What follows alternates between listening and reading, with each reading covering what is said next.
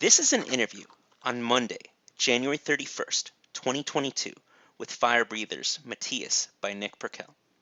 Now, Mattias, what was it like getting your very first guitar? So when I was a kid, I was listening to a band called Sisters of Mercy, like heavily. And what had a big impact on me about those guys were the bass lines. They were melodic, but so heavy and so slow. So I picked up a bass. I bought myself a bass and started playing bass just to learn those bass lines, basically, and play along to the Sisters of Mercy songs. Um, and that went on for a while, but then of course Nirvana dropped Nevermind, and that kind of made me sell the bass and buy a guitar. So I bought a white Fender Squire, like a Stratocaster. So yeah, that's my very first guitar. And What were some of your favorite things you learned in the music education program growing up in Sweden? well, so we all got to pick out like an instrument. I think in grade four, and everybody was going with like the trumpet or the clarinet or the Spanish guitar or the piano. I wasn't into any of those at the time. So and I think also I wanted something that stood out. I wanted to do something different. So I picked a horn. I don't know what you call it, to be honest, but it's like a horn, and it goes around and around and around and around, and it ends up with this big fucking like like the hole is so giant, right? But it's a type of horn, anyways. Um, and so I did that, and I played in a local orchestra, like the school orchestra, for a while. And then they told me that they didn't have a spot for that instrument in the orchestra. So they asked if I would consider starting on the trombone. so so I did that. I played the trombone for a while, and so that's kind of the my experience with it. And then of course, like at the time when I was in school, there weren't any. You couldn't bring a song to class and like learn it, because it was always the classical tunes, and you know I just grew tired of it and wanted to play the stuff that I was listening to, of course. And so like my experience is it's pretty, it kind of drowned my musical, like my interest to play music a bit, because it was so rigid, it was so square, like you need to play these songs that are provided by the what do you call the guy that like runs an orchestra? The conductor? Like you got to play the songs that he decides. So but now when the kids are growing up and they learn music in school, they get to bring their own, like their favorite songs, and learn how to play them. So that's really nice. I wish I had that.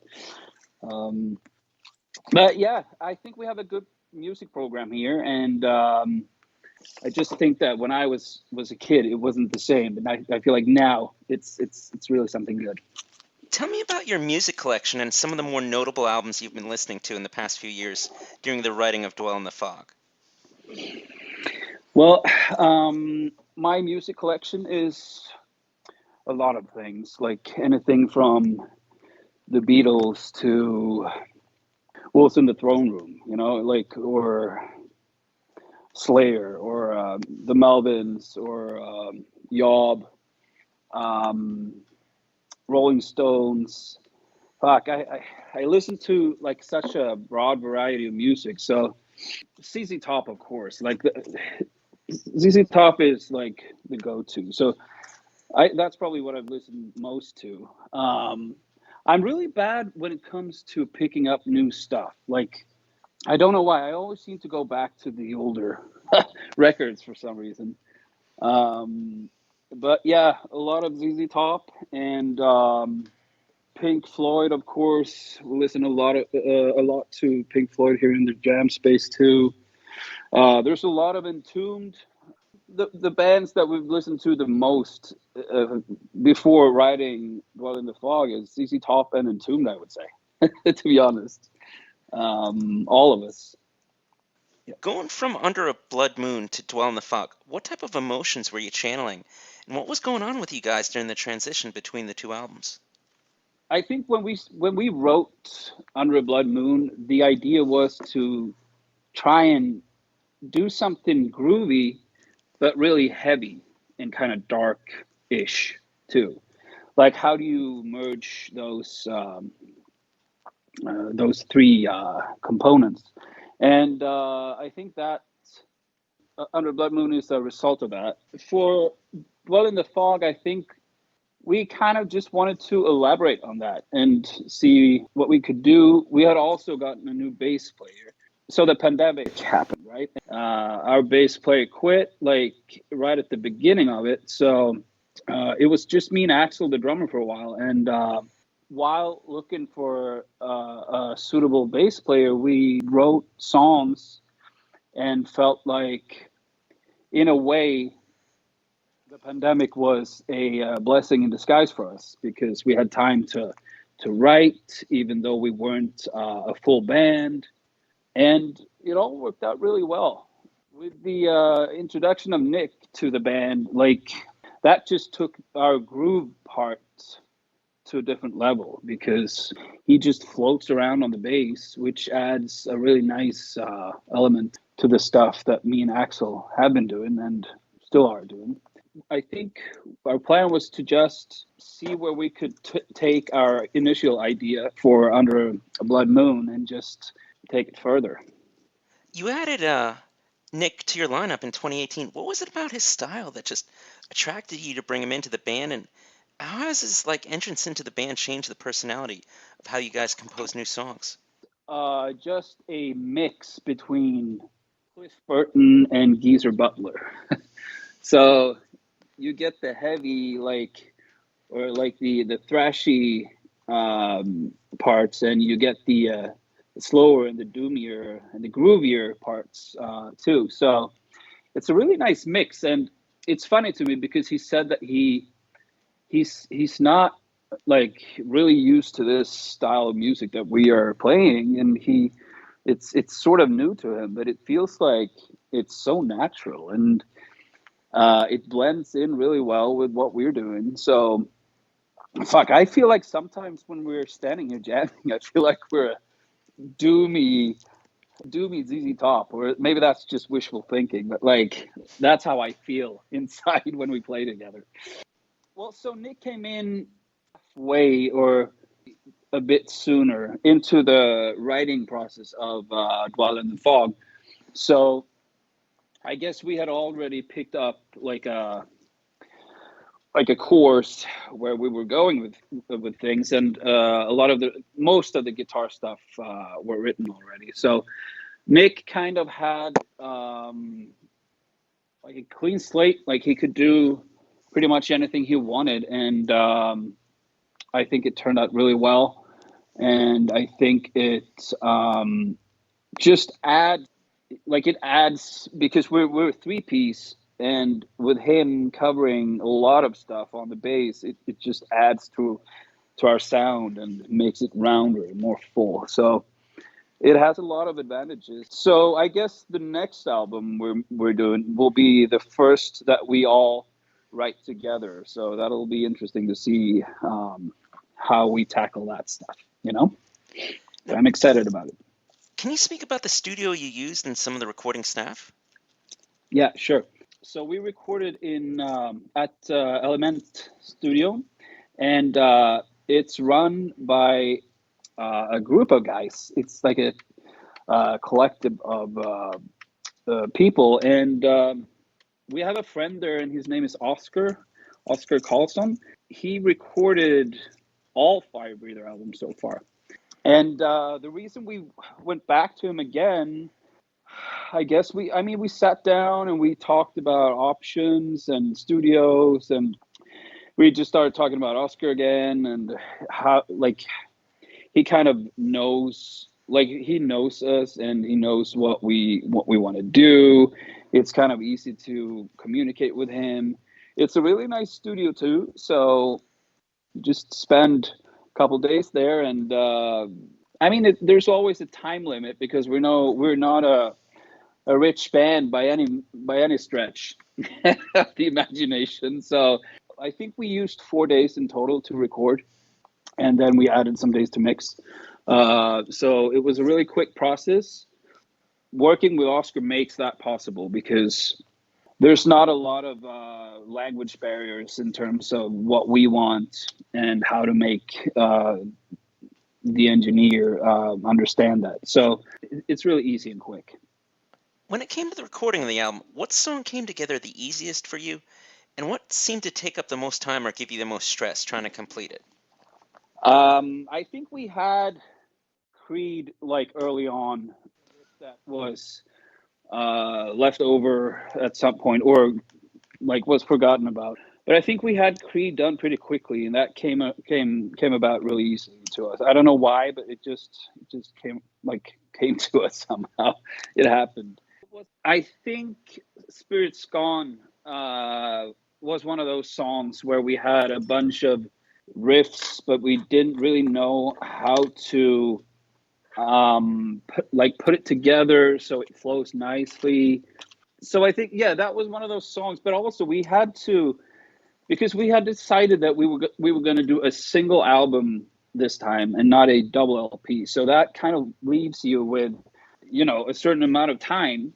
It's max 20 minutes per side, so you kind of gotta, we basically, all the songs were much longer initially, and then we just like went in pretty. It was a pretty brutal edit because we just like asked ourselves, do we need this part? Does it add anything to the song, or is it just really fucking awesome to play it over and over again? We did a lot of that and trimmed off a lot of fat. All of the songs had a process that was difficult because we had to cut out parts that one of us liked. It's the first time that I, like in my music experience, have like thought in that, actually cared about time, because like if the songs are 7 minutes, 10 minutes, it doesn't matter. You can always make a double LP. But we had decided that we were going to make a single LP. So this is the first time I had to put that into effect. Adding on that, for Spirits Flown, tell me about some of the equipment used and also just like the song's evolution.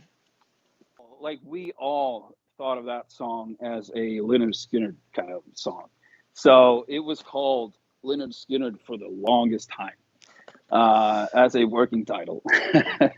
And pretty much our usual setup. Nick added some weird synthesizers in the beginning there. He's a big synthesizer fan, and he's had a lot of equipment, but he sold off a lot of it when he joined us because he needed some gear and stuff. So we had kind of promised him to like something synthesizer related on the album. So it's the intro there. I don't know, like it's the ending riff and the intro riff. I feel like it has such a Leonard Skinner feel to it, and then takes off into a different direction, but then it comes back kind of where we started off, and it just to me this song is sort of like, this is going to sound like a negative experience, but like if you could imagine that you're very constipated and then at the end of the song there's this release, right? So yeah, I don't know what else to say about it, but I think of Leonard Skinner every time I hear it. For the title track, Dwell in the Fog, what was it about that track that made you pick it as the title track? I think just lyrically, and like without getting too deep into what that is about, it's just that a lot of these songs are something that's just been like a big part of my last years, like my headspace, like my mental state, where I am. It's basically, I feel like a notebook of thoughts where I reflect on my last 3 4 years, and it's. I mean, I'm never gonna write anybody. Like, I'm never gonna like straight out write what it is I'm saying, but so it's covered up in all these epic stories and stuff. But like, with what I wanted to say on the album lyrically, I think this song summed it up best. So, and that's probably why it became the title track. And to me, it's a bit of a standout track because it's something that we haven't done before necessarily. It's a bit slower. It's a slow and heavy song. So, what was the order of the completed songs like for the compositions on the album? So Creed came first, I think. And to be honest, quite sure. I know we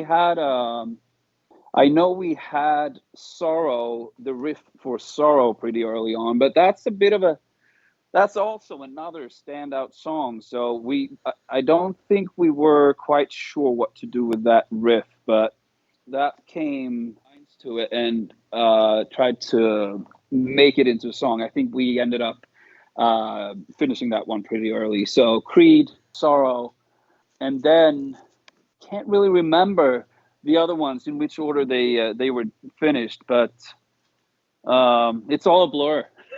Everything in the pandemic is a blur, you know. Can you fill me in on the set list and what it'll be like for fans seeing you on the upcoming tour? Depending on the night, of course, but we plan on doing a bunch of new songs. We'll bring a couple songs from Under a Blood Moon and a lot of stuff from the new record. I doubt we'll do anything from the first album, but we'll see. Nothing is set in stone. And we are all about giving it on stage and fucking making sure everybody is feeling the same vibrations we are feeling. And, when you get to, like, we've toured with Monolord a couple times now, and it's always a good time. We always want to give it our all, like we want to make sure that the crowd is fucking ready to go when they're, ready to play. And it's been a nice cross pollination. We have gained a lot of fans coming from them, and they've probably, got one or two from us. But it's just, I feel like we're a live band. That's where we are the best, I think. Is there an album or a movie that you always go back to pump you up? Like, I always go back to, say, like Easy Rider, True Romance, and The Chase, along with like the self-titled Rigor Mortis, Ultraviolence by Death Angel, and Satori by the Flower Traveling Band. Well, for me, I tend to go back to the first four Black Sabbath and the Heaven and Hell album, the first five ZZ Top albums, and movie-wise, I don't know, but like I can watch Sopranos over and over and over and over again. I think I've seen Sopranos 4 times, like back to back. So there's something about that show that it's possible to just see it over and over and over again. Nick is probably a better guy when it comes to movies, and if he had been here, he would probably give you a bunch of obscure horror flicks that he goes back to. Yeah, extreme horror fan. What are your most cherished rarities in your music collection? I have a couple early Melvins records that I cherish, and that's probably it. I mean, I don't have a huge vinyl collection. I probably have like 300 records or something. Not a lot at all. But like, I'm not married to my records in any way. You know what I mean? Like, I'm not one to get one album in all the colors and all that stuff, and it has to be the first press and all that stuff. Like, it's never been been something that a whole lot to me. But I do have, yeah, a couple albums like 7 songs with Melvins and Houdini on I think it is Pink vinyl. So I think those are cool. But other than that, I don't have any like real rarities or anything like that. Now, what is the most hallowed concert Firebreather has played? Well, oh, that's a really good question. But I think, speaking for the three of us, I think we all just loved playing Soul Crusher in Nijmegen in Netherlands, because the venue itself is just amazing and the people that work there are so fucking professional. Soul Crusher Festival was a nice experience in itself, and we had the opportunity to pack the room there, and it's like 500 people. So to us, that was just, like to see like the room being full, like till the end of the show. It's just very, very. It's a very nice experience. So probably Soul Crusher actually last year, and we've had some really nice shows with Monolord when we toured Europe with them. So I'm gonna say Soul Crusher. That's a really nice one. Favorite urban legend or ghost story from Sweden? We're the most suicidal because of the darkness up here. But I don't know. I don't know if it's true. I don't know if it's true anymore. I think it might have been true like for a while, but like, and I don't know. Like, it's, of course it's not funny, and I don't mean to laugh in that sense, but I feel like that's probably the most famous one, or the most talked about. I would guess, or it's probably something else about IKEA or something. I don't know. Wait, do you have one about us? No. I mean, it's just I don't know. I think of just like some sort of maybe like an abominable snowman or something really scary in the wintertime, just because it's like the winter in Northern Europe and Russia. It's just like fucking Yeah, fierce, you yeah. know? Yes, it is. It's brutal, but I mean, I don't have a lot of those. But to be honest, it's quite unique. I think to, like, you wake up and it's pitch black. You go to work, and if you work inside, you don't get like any light. So when you come back from work, it's pitch black again. It, like, the sun starts to go down around 2:30, I think, in the afternoon. So when it's dark all the time, it really does something to you. And I feel like we really do hibernate, and we kind of, it's funny to see in the springtime, like how everybody just opens up and everybody's out, you know? And it's just like night and day, literally. Like, it's such a difference. But yeah, I've never seen a snowman. I'm sorry. Now, would you like to go back to any questions? Sure, sure. Um, just pick anything you feel like you didn't get a chance to really elaborate on. Well, you asked about equipment in the studio we use, and I don't think I went in. I don't think I talked a lot about that at all.